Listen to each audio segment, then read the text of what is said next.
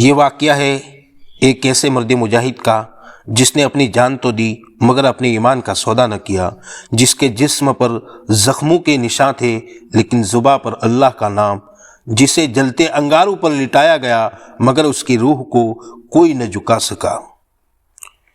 یہ ہے حضرت شیخ الہند مولانا محمود حسن رحمۃ اللہ علیہ، ہندوستان کی آزادی کے وہ عظیم مجاہد جنہیں انگریزوں نے مالٹا کی جیل میں قید کر دیا، مگر کیا آپ جانتے ہیں کہ ان کے اوپر کیا گزری؟ حضرت شیخ الہند کو دین کے لیے بڑی قربانیاں دینی پڑی۔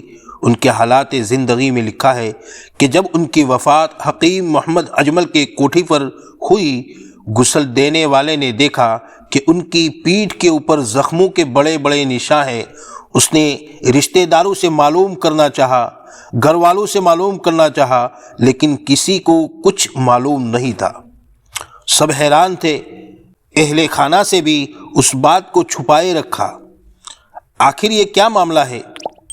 حضرت مولانا حسین احمد مدنی رحمۃ اللہ علیہ اس وقت کلکتہ گئے ہوئے تھے۔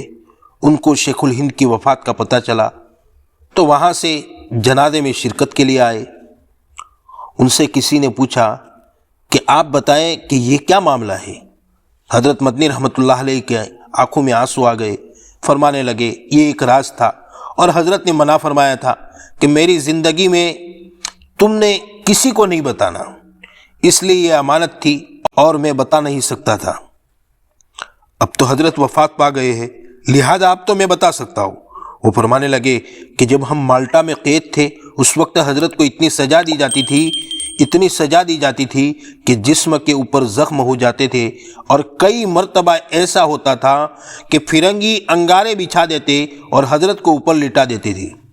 جیل کے حکام کہتے ہیں کہ محمود صرف اتنا کہہ دو کہ میں فرنگیوں کا مخالف نہیں ہوں، ہم تمہیں چھوڑ دیں گے، مگر حضرت فرماتے کہ نہیں، میں یہ الفاظ نہیں کہہ سکتا۔ وہ ان کو بہت زیادہ تکلیف دیتے تھے۔ حضرت جب اپنی جگہ پر رات کو سونے کے لیے آتے تو سو بھی نہیں سکتے تھے، نیند نہ آنے کی وجہ سے تکلیف اور ادھر سے اذیتیں۔ ہم لوگ حضرت کی حالت دیکھ کر پریشان ہو جاتے تھے۔ ہم نے ایک دن رہ کر کہا، حضرت کوئی ایسا ہیلا ہے کہ آپ ان کی سزا سے بچ جائے؟ حضرت نے فرمایا نہیں۔ اگلے دن حضرت کو پھر سزا دی گئی۔ جب کئی دن متواتر بار بار سزا ملتی رہتی تو ایک دن فرنگی کھڑا ہو کر کہنے لگا، تو یہ کیوں نہیں کہنا چاہتا کہ میں فرنگیوں کا مخالف نہیں ہوں؟ اس وقت حضرت نے فرمایا کہ میں اس لیے نہیں کہنا چاہتا کہ میں اللہ کے دفتر سے نام کٹوا کر تمہارے دفتر میں نام لکھوانا نہیں چاہتا۔ حضرت مدنی رحمۃ اللہ علیہ فرماتے ہیں کہ ایک دفعہ حضرت رحمۃ اللہ علیہ آئے تو ہم نے دیکھا کہ آپ کو اذیت ناک سزا دی گئی ہے۔ ہم حضرت کے ساتھ 3-4 شاگرد تھے۔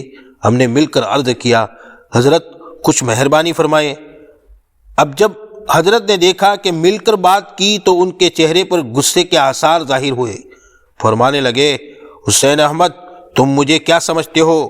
میں روحانی بیٹا ہوں حضرت بلال کا، میں روحانی بیٹا ہوں حضرت خبیب رضی اللہ تعالیٰ عنہ کا، میں روحانی بیٹا ہوں حضرت بلال رضی اللہ تعالیٰ عنہ کا، میں روحانی بیٹا ہوں حضرت خبیب رضی اللہ تعالیٰ عنہ کا، میں روحانی بیٹا ہوں حضرت سمیہ رضی اللہ تعالیٰ عنہ کا، میں روحانی بیٹا ہوں امام احمد بن حنبل رحمۃ اللہ علیہ کا، جن کو اتنے کوڑے مارے گئے کہ اگر ہاتھی کو بھی مارے جاتے تو وہ بھی بلبلا اٹھتے۔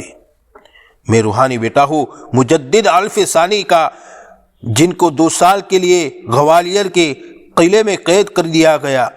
میں روحانی بیٹا ہوں شاہ ولی اللہ محدث دہلوی کا، جن کے ہاتھوں کو کلائیوں کے قریب سے توڑ کر بیکار بنا دیا گیا تھا۔ کیا میں ان فرنگیوں کے سامنے شکست تسلیم کر لوں؟